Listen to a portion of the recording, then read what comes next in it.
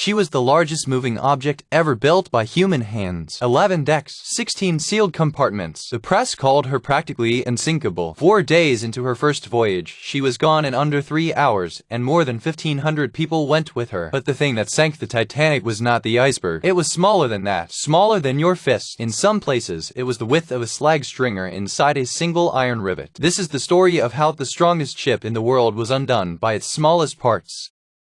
Case File L13. The Titanic is the most famous disaster in the world, and almost everything the story tells you about how she died is wrong. There was no 300-foot gash. The steel was not simply too weak. The truth is stranger, and it lives in a place most people never look, in the metallurgy. In the chemistry of the rivets and the plates. Follow the metal, and a night of bad luck turns into something else entirely. A chain of small, ordinary engineering decisions, each defensible on its own, that added up to catastrophe.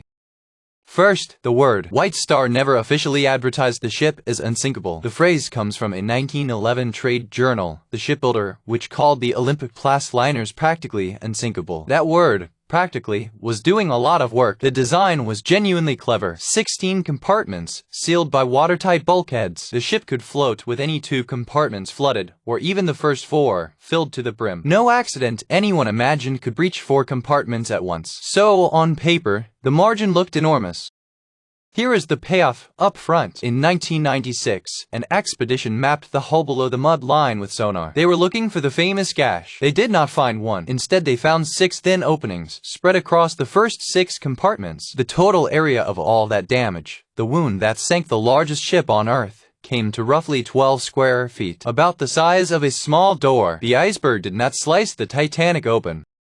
The Titanic had almost no welding. In 1912, ships were riveted. Hull plates overlapped and pinned together by hand and by machine. It took about 3 million rivets to assemble her, weighing over 1,200 tons all by themselves. Each one was heated, driven glowing into its hole, and hammered until the soft head mushroomed and locked the plates. Millions of tiny clamps holding out the entire Atlantic Ocean. Do the math. And the ship's survival depended not on the strength of the steel plates, but on the strength of the joints between them.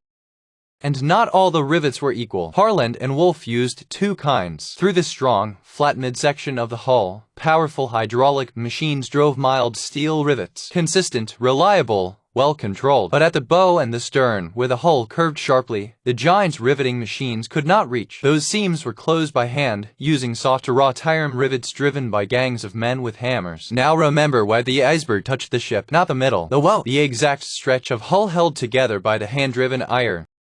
Wrought iron came in grades. The best structural grade was called best. For the Titanic's rivets, the yard specified the grade just below it. Number 3 iron, known simply as best. A reasonable, common choice at the time. Nobody thought they were cutting a corner that mattered. But wrought iron is not pure metal. It is iron laced with slag, the glassy leftover from smelting, worked into fibers running through the metal. A little slag is normal, even helpful. Too much, in the wrong orientation, and the rivet turns brittle. Decades later, that slag would become the center of the investigation. Sunday, April 14th, 1912, 11:40 at night. Calm sea, no moon, water just below freezing. The lookouts see the iceberg with less than 40 seconds to spare. The order goes out, hard over, engines reversed, and the Titanic almost makes it. Almost. Instead of a head-on hit, she scrapes along the berg's underwater shelf on her starboard bow. It lasts about 7 seconds. To many aboard it is barely a shudder. Up in the smoking room, a passenger feels the ship tremble and goes back to his card game. Below the waterline, the seams have already begun to fail. This is the mechanism. As the iceberg pressed against the hull, it did not need to cut the steel. It only needed to push the plates hard enough to overload the rivets holding them. Along the bow seams, iron rivet heads popped off. With the heads gone, the overlapping plates sprang apart, and water forced its way in through the open seam. A thin line, not a hole. 6 of these, across 6 compartments. It matches the sonar perfectly. The ocean did not come through a wound in the steel. It came through the gaps where the fasteners had been. Now the fatal arithmetic. The ship could survive 4 flooded compartments. The iceberg opened 6. That was already one too many. But the design had a second, quieter flaw. The watertight bulkheads did not reach all the way up. They stopped a few decks above the waterline. So as the bow sank, water spilled over the top of each bulkhead into the next compartment, like water filling an ice cube tray tilted on its end. One by one, the sealed boxes overflowed. 2 hours and 40 minutes after a 7-second scrape, the Titanic stood on end and broke apart. For decades, the rivets sat on the seafloor. Then, in the 1990s, expeditions brought samples up, and metallurgists finally put the Titanic under a microscope. At the U.S. National Institute of Standards and Technology, Tim Foecke analyzed the recovered wrought-iron rivets. His finding: the iron contained about 9% slag, more than 3 times the amount you would expect in good wrought iron. Worse, in the rivet heads that had failed, the slag fibers ran the wrong way, perpendicular to the load. Cold and overstressed, those rivets were primed to snap their heads clean off. Exactly what the seams showed. The plates have their own chapter. Recovered hull steel was tested for brittleness with a Sharpie impact test, smacking a notched bar and measuring how much energy it absorbs before it breaks. In ice-cold water, the Titanic's steel absorbed only a few joules. Modern ship steel absorbs many times more. The steel had high sulfur, low manganese, and a coarse grain, a recipe that turns brittle in the cold. It is worth being fair here. Some metallurgists argue this steel was normal for 1912. And met the standards of its day. The rivets are the stronger case, but together, brittle plates and brittle fasteners meant the hull shattered where a modern hull would have bent.